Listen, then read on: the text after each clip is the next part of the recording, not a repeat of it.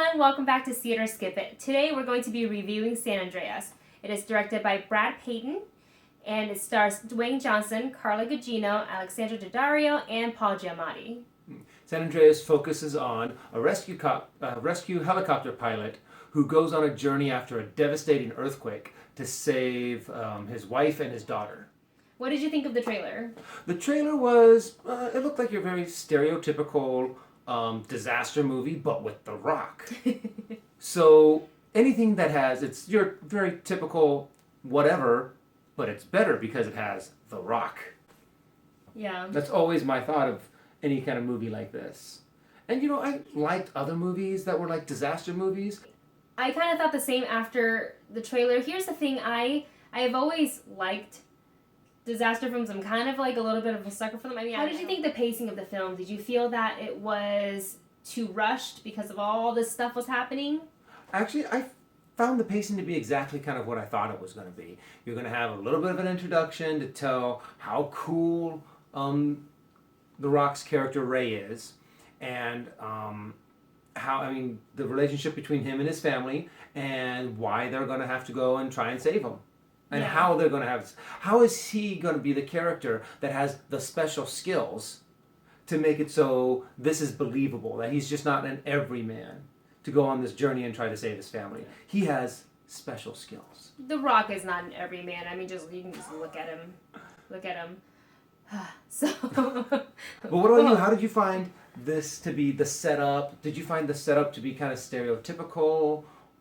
I thought, yes, the setup was stereotypical, but I thought that the storyline and the way they followed it moved at a pretty consistent pace. There wasn't any time that it really stalled a little bit too much. And if you think of a disaster film like San Andreas, you can kind of see it's very to the point. There's a disaster, there's people that need saving, and they got to survive. And this is exactly what the movie showed. And they focus on the one group that has to be saved. They make sure that millions of other people die, but it's that one group that you're focused on and that you really care about. So being a disaster film, did you feel like some of the lines came off a little cheesy? I wasn't expecting Shakespeare with this movie. Right. But I did expect, for there to be kind of basic dialogue. Nothing really struck me as, going through the movie going, oh my God, this is so cliche of a disaster movie. But there wasn't anything that I was like, oh, that was really well written. But what I wanted to, that I really noticed was the balance between the acting and the mediocre writing. I didn't think that there was really no bad actors in this movie. They did a good job with what they were given, and they were able to do as much as they could with it. How did you think of the correlation between the mediocre writing and the talent of acting? I felt that The Rock specifically, because he's the lead and he was given the most stereotypical disaster lines, that he delivered it as best as he could. Like, he actually believed, you could see that he believed in those lines. And I think that's the most important part. It's when you're in a disaster film, some of it is going to come across stereotypical. Some of the lines are coming across cheesy, like the, don't worry, we'll get through this. Something like that. But he didn't deliver it in that way where I chuckled a lot through the movie because it's just what it is. But he believed it, which made me believe it. All the actors across the board, I think, deliver that. I really like that too. The breakdown of the story, did you find it to be kind of predictable? You knew this was going to happen? We could predict what was going to be the outcome of each character through the film. And I even think I called it when one character came on. I'm not going to say who. I was like, they're going to die. Yeah, and in that sense, it was predictable. But, I was okay with it. I was totally okay with it being predictable. Because if you take it for the movie for what it is, knowing that it's a disaster film, and if you walked in expecting, like, an Oscar-worthy type of film, then you didn't watch the trailer, or you wanted something else that's better than what the trailer gave you. This is a popcorn movie, essentially. And you go there to see the big explosions, the big the destruction of the entire city, which was pretty cool, and see how The Rock can fight it.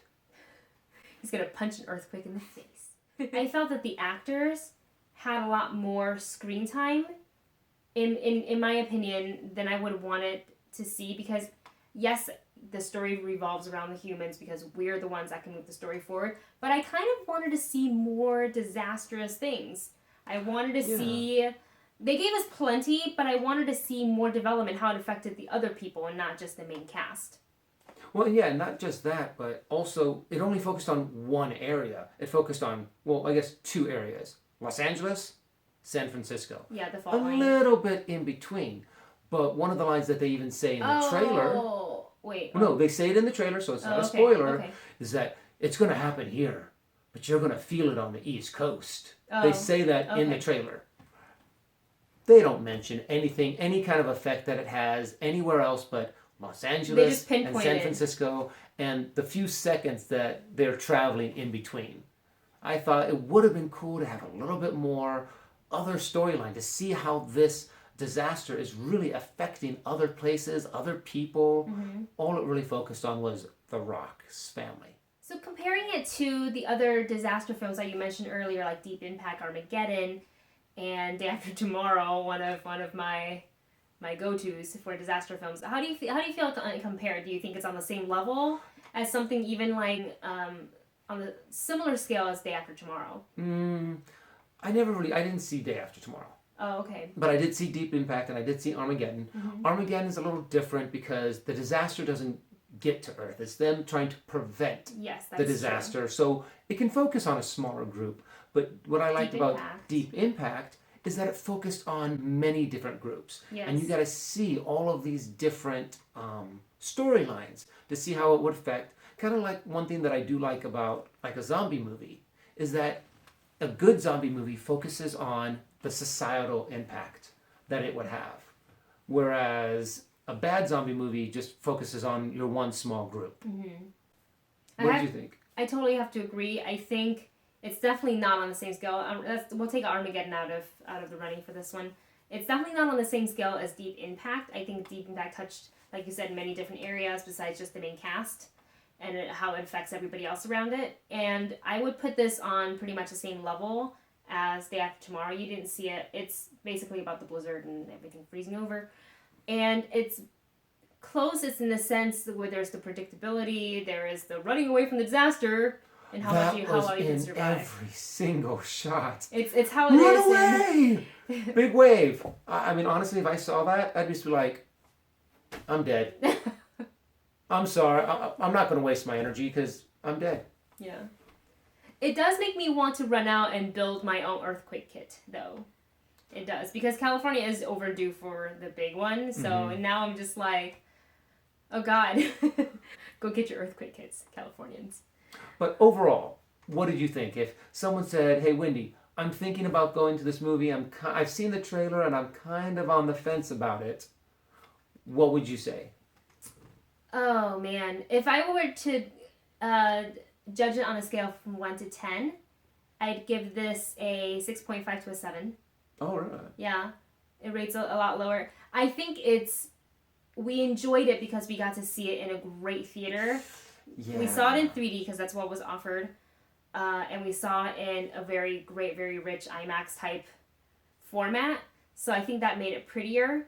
But I think if everybody went and saw it in like a regular format, it would be kind of yeah, and that's why I gave it the rating. And for me, I'm going to be really, really harsh with this one. And I could say you could probably skip it and wait for it to come on Redbox.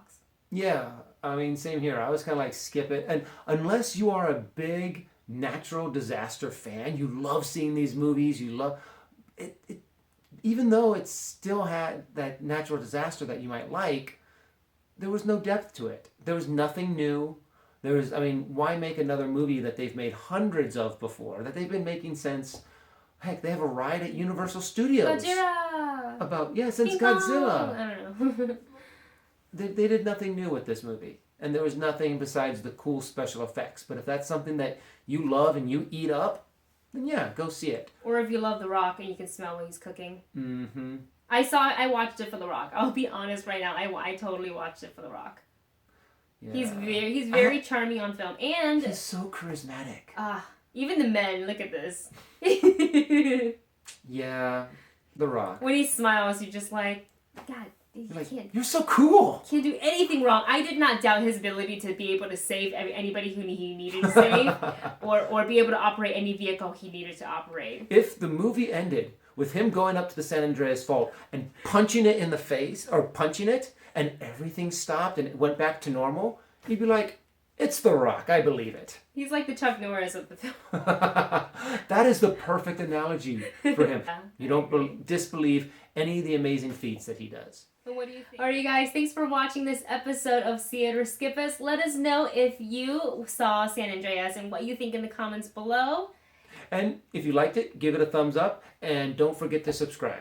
Yes. And if you want to interact with us outside of YouTube, you can find me on Twitter, Instagram at Wendy Lee Zaney.